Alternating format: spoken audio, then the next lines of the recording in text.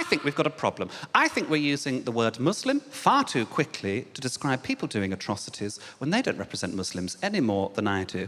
And I think we should be using a more accurate word for those people, which I'm going to argue is knobhead. It's a political rally now, don't worry.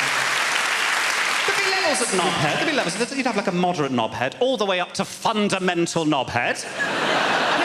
And if we all did it, the news would have to catch up. They'd have to go, today, 2 knobheads bombed a car. They'd have to do it. We all... And it wouldn't necessarily be to do with terrorist activity, not just that, just any knobheady activity would get the knobhead word. I've thought of some. People that wear a festival wristband after a festival. Oh, the worst. Oh, I went to Reading. It's November, you're in a Costa, you're a knobhead. Couples that put a lock on a bridge, you're both knobheads. Sorry, hate that, hate it. Sanctimonious mothers, have to be careful here. I don't mean all mothers by any means, just a lot of my friends having kids at the minute, and it's the sort of mothers that go, don't tell me how to raise my kids. And you're like, OK, but she is trying to eat a petit filou with an electric razor, so... You're a bit of a knobhead, aren't you? Ever so slightly. Amanda Holden, fundamental knobhead. I just don't like her. I don't like her. Don't encourage me, because I'm sure she's lovely. I think she's despicable. No, I don't have a problem with Muslims in Birmingham at all. Happy to have them. I think they add to our city and to our culture. I think the big problem we have in Birmingham, it's happening around the country, actually. We have a lot of artisan coffee shops. You know the sort of places I'm on about, like Shoreditch is full of them, kind of like distressed wood, that kind of thing. And they serve flat whites, and they'll say things like, we support local artists. And you know that because the art on the wall is shit. Dozens of Birmingham, they're all shit. Oh, no, there's one I quite like. I can't say the name for legal reasons. They do an avocado and feta smash. It's a very aggressive word, I feel, for what is essentially pressing with a fork. Avocado and feta smash. And for £1, £1.50 extra, you can get a poached egg on top. It's a lovely way to start the day. I went in recently and I said to the girl, I said, I'd like the avocado and feta smash, please, with the poached egg. And she went, oh, we don't do the egg anymore. And I said, why is that? And she went, the kitchen was struggling to cope. When I hear the phrase, struggling to cope, I think of, I don't know, a single mother trying to juggle a career, childcare, heartbreak. I don't think of someone cooking a fucking egg. So I'm boycotting them now, boycotting them. Oh, we've got a 24-hour Starbucks as well. Nobody asked for one, we've got one. The staff at 4 a.m. Genetically closer to a moth. I've only been in once. It was about 4 a.m, actually. I got back late from a show. I thought I'd treat myself, have a hot chocolate. The guy behind the counter obviously couldn't cope with daylight or anything, because he's like, can I take a name? And I was like, yeah, it's Joe. Can I ask why? He's like, just in case the order gets confused. I looked around an empty Starbucks. Shuffled along to the service counter. It took him ages to make it. And then he went, hot chocolate for John. So to prove a point, I just waited. John will be here in a minute, won't he? Oh, he loves a hot chocolate, John. People ask me, they say, Chris, what is it like trying to raise a child when you can't see the child? It's ups and downs, you know, ups and downs. You just got to go with the flow. Can't prepare yourself, you know. She's 3.5 now. When she was 2.5, if you haven't got kids, by the way, as soon as they get to 2, they're adorable. They just start asking questions. They want to know what everything is. You are their source of information. They want to absorb the world. My daughter, she's 2.5. She's in the bath. I'm knelt there. I'm bathing her. She's like, what's this, Daddy? What's this, Daddy?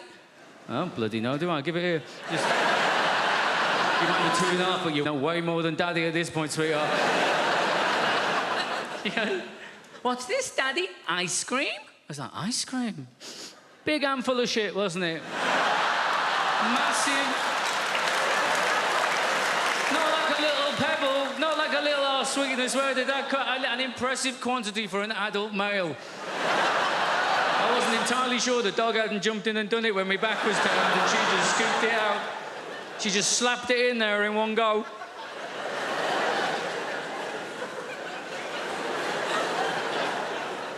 It threw me. I didn't... Look, right, I obviously didn't see it coming. I didn't even... No. I didn't even smell it coming. This came from underwater. This was a stealth move, right?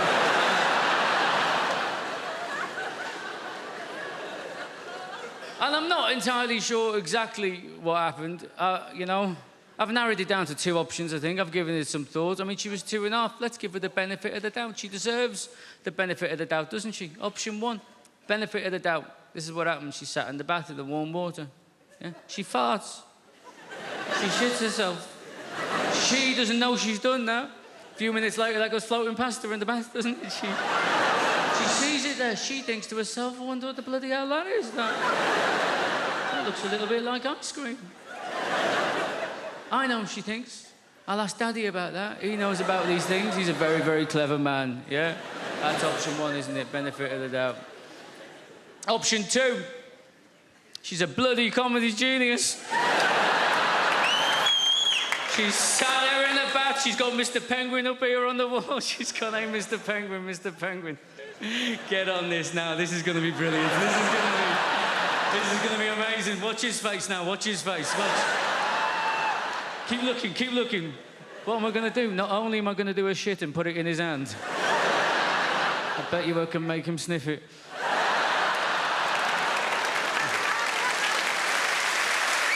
Ice cream, Daddy? Ice cream, huh?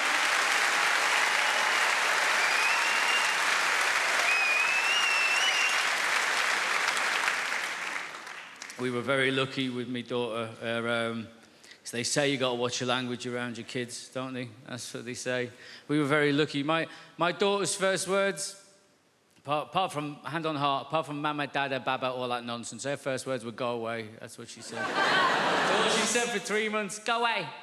Go away. She thought it was just one word. Go away.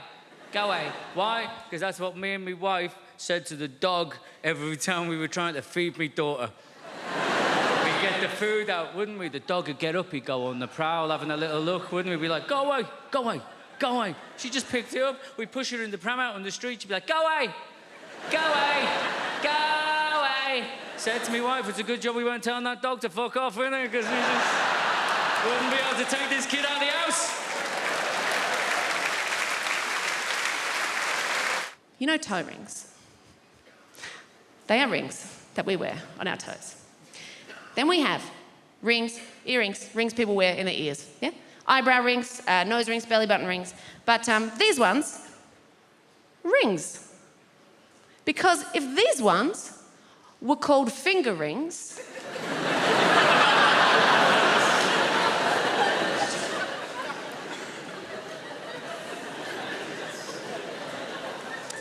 make weddings pretty awkward. With this fingering,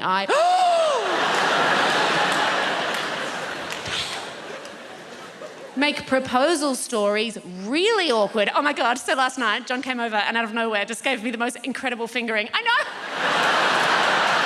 I'm so happy. I mean, he asked my dad's permission first, obviously. And my dad was like, you go for it, son, you give her that fingering. And he came over, and he looked at her one knee, and he said, darling, I want to give you this fingering. It's the same fingering that my grandfather gave to my grandmother.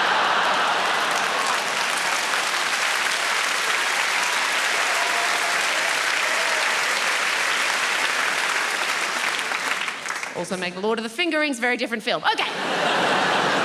There is no one hearing that. Just keep learning. Life's about learning, guys. I will share with you another big thing I learned this year. Very exciting. I learned showering with a partner is not sexy. That does not seem like a big deal, but the world tells you it is sexy. But you try that shit once, and you very quickly discover that showering with a partner is not sexy. Showering with a partner is taking turns being cold. Oh, yeah. A lot of do-si-do action, a lot of, let's move around this way. Oh, why? Because I'm goddamn freezing. I'm freezing. And a lot of kissing like this.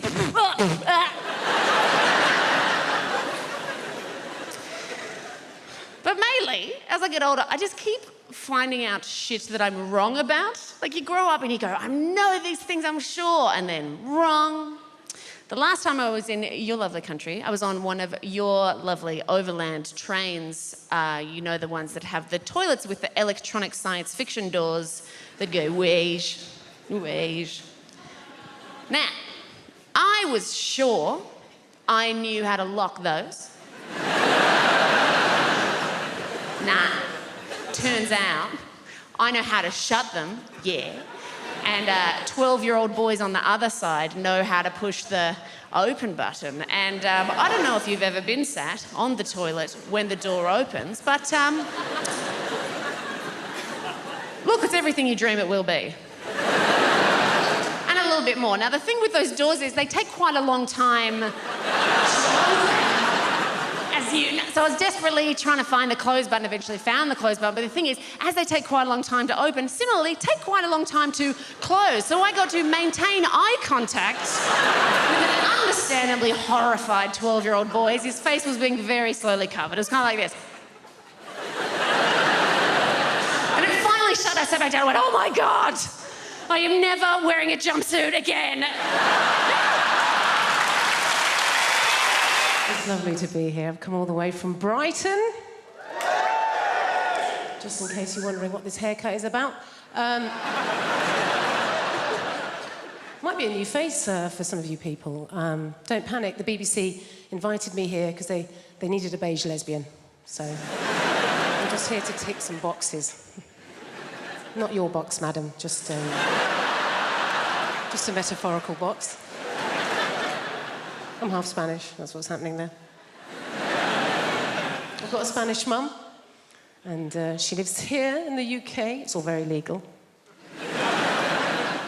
She's lived longer in the UK than she's ever lived in Spain, but the brilliant thing about my mum is that she's never lost her accent. She talks very, very quickly. She talks lots of words she cannot pronounce. Lots of words she cannot pronounce, huh?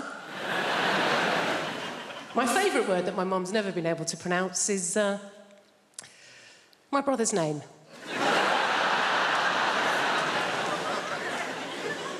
Difficult name, his name's Stephen. I don't know if you've noticed this, Spanish people, any word that begins with the letter S, they struggle, right? So my mum doesn't call him Stephen, she calls him Steven.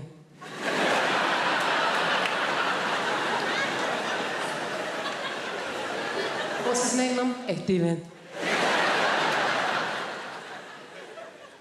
Is it? Isn't it just Stephen?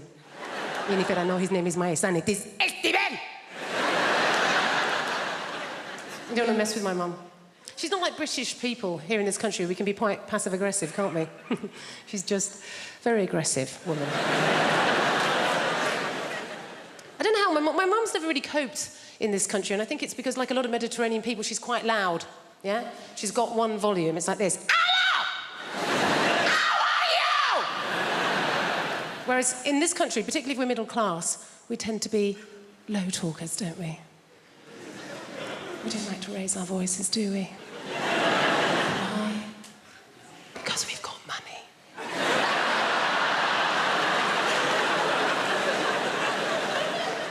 And we just assume that if you are raising your voice, well, you're probably poor. Or worse, foreign. Great thing about having a Mediterranean mum is they feed you. Oh my God. She's always feeding. That's her way of showing that she loves her children, is to feed us. You know, I can remember going around friends' houses, you know, like English mums. Go around an English mum's house and the conversation with mum's more like this. I think you've had enough. My mum will feed you till you puke. Going on in my life, and my mum will relate it back to a meal that she's cooked.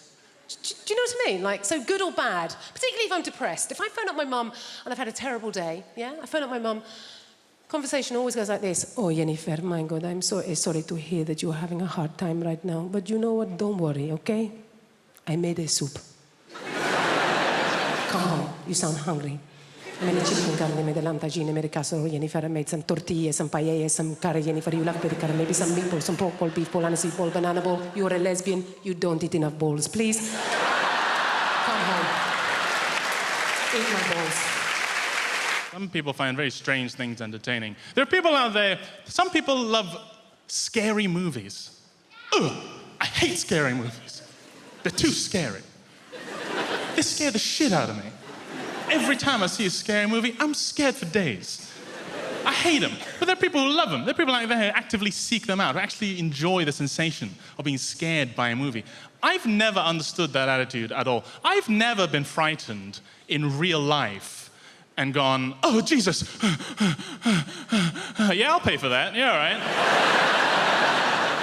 That felt horrible. 13 pounds? Sure, yeah. Let's go now. Ridiculous. My friend's like this, right? My friend Jason loves scary movies. Jason can't get enough of scary movies. Actually, loves scary movies, Jason.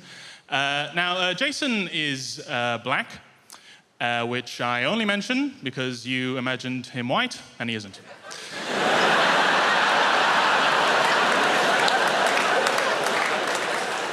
That's it. His race is not relevant to the joke. I just don't see why he should have the wrong picture.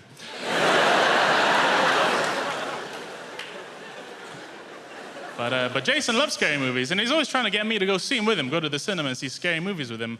I'm like, Jason, I don't want to pay money to feel worse. That's an illogical exchange. That's a bad transaction, Jace. I don't want to do that. I was thinking about it. It's such a first world privilege. Don't you think? To enjoy scary movies. What a first world Western privilege. I mean, how comfortable is your life that you have to go out and buy a ticket just to know what it's like to feel under threat? You know, no one in the Democratic Republic of Congo saw The Grudge, you know? They don't need that shit. They got real life stuff to deal with. I guess it's a masochism, right, to enjoy a scary movie. A masochism, to derive a pleasure from a pain. And I understand masochism, I have to say I do, because I love spicy food. I love spicy food. It hurts me, I'm a little Asian god, but I love it. And if you think about it, spicy food is actually a lot like scary movies, you know? If it's good, you feel alive. If it's really good, you shit yourself. What else about me? I'm 26. I'm 20 goddamn 6. People often think I'm older, because although I am 26, I look terrible. I look gross and old, I guess. Mothers, lock up yourselves. Old Wang's on the prowl. He gon' get you. I'm a bit fat, I suppose. I don't look great. I'm a bit fat. I don't struggle with my weight. People my shape and size often say they struggle with their weight. They're always very sad. Oh, I struggle with my weight. Oh. I don't struggle with my weight. Struggle implies that I fought back at some point. I didn't. I helped. I was very much an accomplice to my weight. I was no barrier of entry to my weight. My weight knocked at the door and said, "Can I come in?" And I said, "Can I keep playing video games and touching myself?" And my weight said, "Yeah, oh, come in!" Take off your shoes, though, Chinese house.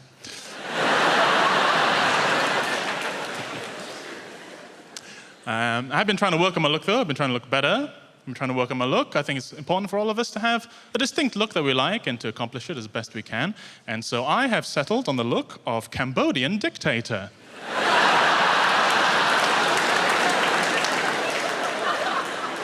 It's a pretty strong look. It's been getting me a lot of respect recently. Mainly from Cambodian people. But then I got fun shoes at the end. Racist people think that I'm barefoot, but there you go.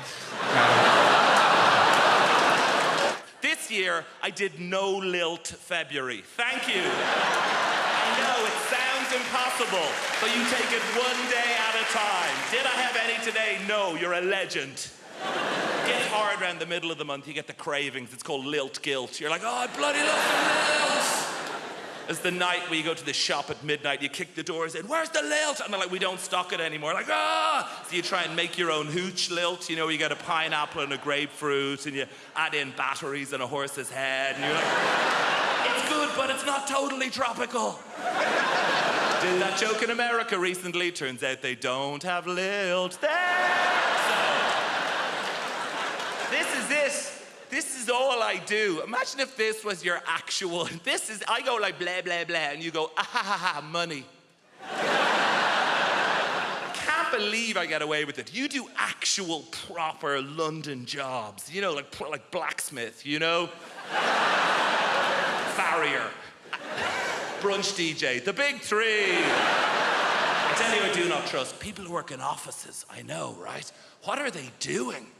Nothing takes that long. They're planning something. They must be. Do you know? Do you ever call in to visit your friend in an office unexpectedly? Everyone just shits themselves. They're like, what's he doing here? Cover the screen, lie across the spreadsheet, get him out. Kind regards, warm regards, best. That's how they talk. I've seen the email. Hey, I know what it's like in the real world. Look, sometimes I check in your world. Oh, gross, back to showbiz. And no, I'm very self-aware of the level of fame that I have. I was in a supermarket recently, and an older lady came up to me, and she put her hands on my shoulders, and she said, "You are vaguely familiar." And that is it. I did a gig in Wrexham, and I was at an ATM machine, and a guy cycled by, and he shouted at me, "Surprised to see you at an ATM machine." And I've been obsessed with it since then. What did he mean? Like, on the one hand, is he surprised I don't have a butler to go to the ATM machine for? No, I think it's the opposite. I think I'm surprised you have any money whatsoever doing keyboard horse shit. Here's my greatest ever showbiz tale. I did a gig in your Milton Keynes recently, thank you, and I was staying in the Milton Keynes Hilton, and she is the least well-known of all the Hilton sisters. And I checked in after the gig at like 12:30. Room 303 is where this took place. Open the door, TV on in the room. Not that uncommon in the chain hotels. I guess it's to welcome you. But get this, on the TV is me playing the shitty keyboard on some show. Immediate thought is like, is this a service they provide to all guests? If so, no, it's the realization, this is it. I've arrived, and I waltz into the room, down the little corridor with the loo away to the left, and as the room opens out, there is a fully naked man lying on the bed. So they've given me the key to someone else's room, but he is lying there, watching me on the TV, and he looks up.